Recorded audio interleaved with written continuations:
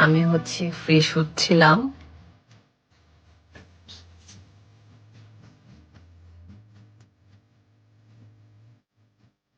Fresh হওয়ার পরপরই আমি ড্রেসটা চেঞ্জ করে নিই। কারণ প্রায় ১০টার মতো বাজে আর বাজার-টাজার অফ হয়ে যাবে। তো আমার অনেক কেনাকাটা বাকি আছে। একটু বাজার সদাই করব। বেশ কিছুদিন যাবৎ ব্যাক টু ব্যাক কাজের অনেক প্রেশার থাকায় like makeup class and bride so সেজন্য বাসায় রান্না-বান্না হচ্ছেই না বলা যায়।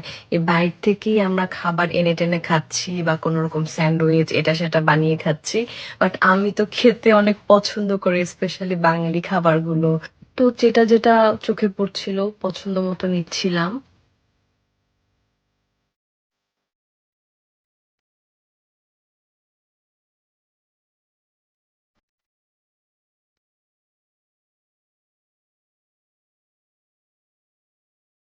এখানে এসে বালা চাউটাও পেয়ে গেলাম। বালা চাউটা আমার খুব ফেভারিট।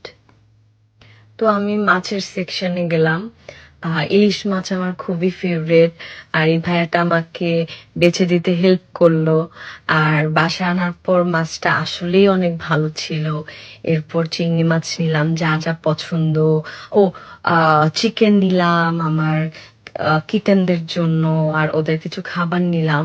কারণ ওরা তো পাউচ এগুলো খেতে অনেক বেশি লাইক করে। তো দেখা যায় আমি নরমালি মিলিয়ে ঝিলিয়ে ওদেরকে দেই। তো এই তো বিল-টিল পে করে এরপর আমার বাসার দিকে চলে আসলাম। একদিকে রাইস কুকারে ভাত চড়ানো হয়েছে আর সাথে আলু সিদ্ধ। আর এদিকে আমি ডিম ভাজবো সেজন্য প্রিপারেশন নিচ্ছিলাম।